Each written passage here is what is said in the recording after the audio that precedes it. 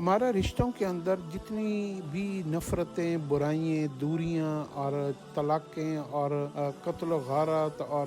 ناراضگیاں پیدا ہوتی ہیں نا، اس کی جو سب سے بڑی وجہ ہے نا، وہ یہ ہوتی ہے کہ وہ ہمارے اندر غلط فہمیاں کا ایک آندھی چلتی ہے اور ہم سب سے زیادہ غلط فہمی میں جلدی مبتلا ہو جاتے ہیں۔ ہم نے ایک بندے کے ساتھ کئی سال گزارے ہوتے ہیں، لیکن کوئی اور بندہ درمیان میں تیسرا آتا ہے، چوتھا آتا ہے، پانچواں آتا ہے، وہ کوئی ایسی سازش، ایسی پلاننگ، ایسے لفظ، ایسے بول دیتا ہے، اور وہ بھی سنی سنائی باتوں کے اوپر کہ وہ ہمارے اندر ایک ایسی غلط فہمی کو جنم دے کر ہمارے وہ اتنے پرانے تعلقات کو خراب کر دیتا ہے۔ اور یہ جو غلط فہمی ہے نا، یہ اس دور کا سب سے بڑا فراڈ، دھوکہ، بے ایمانی، جھوٹ، مکر، عیاری کا ایک ثبوت ہے، کیونکہ اس دور میں دوسروں کو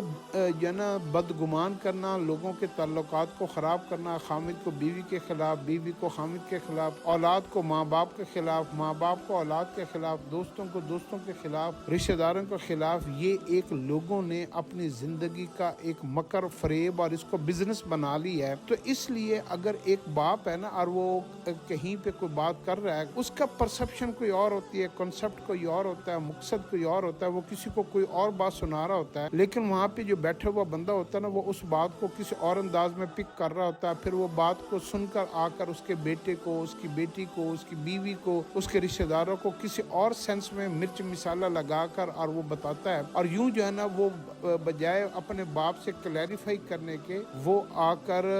ایک دم سے اس کو جو ہے نا وہ بیٹے کو جو ہے نا وہ بدگمان کر دیتا ہے، اور بیٹا جو ہے نا وہ اپنے باپ کے بارے میں اپنی ساری رائے کو غلط کر لیتا ہے۔ اسی طریقے سے بیوی کو خامد کے خلاف جو ہے نا بدگمان کر دیتے ہیں، بچوں کو بڑوں کے خلاف، بڑوں کو جو ہے نا وہ چھوٹوں کے خلاف۔ اس طریقے سے ہم جو ہے نا غلط فہمیوں کی ایک نہ ختم ہونے والی داستان ہماری زندگی میں پیدا ہو گئی ہے۔ اس لیے آپ ایک بات یاد رکھیے گا، آپ کو آپ کے باپ کے خلاف کوئی بھی بندہ، چاہے اس آپ کے والد میں، بھائی میں، بیوی میں، بچوں میں کوئی بھی بڑی سے بڑا بھی کوئی عیب ہے اور آپ نے خود سے اس کو نہیں دیکھا، بلکہ دیکھا بھی ہے، تو کوشش یہ کریں کہ اپنی آنکھ کو بند کریں، تاکہ وہ پتہ نہیں وہ کن حالات میں گزر رہا ہے، کہاں اس کو کیا مشکل پیش آئی، اور ہم نے اس سے کوئی کلیریفیکیشن اور اس سے جو ہے نا وہ لینے کے بجائے ہم نے اس کے بارے میں بدگمان ہو گیا، بجائے اس کو حوصلہ دینے کے، اس کی الجھن، اس کی پریشانی کو سننے کے بجائے ہم نے اس کے بارے میں بدگمانی، غلط فہمی پیدا کی، اور یوں جو ہے نا ہم نے رشتوں میں دراڑیں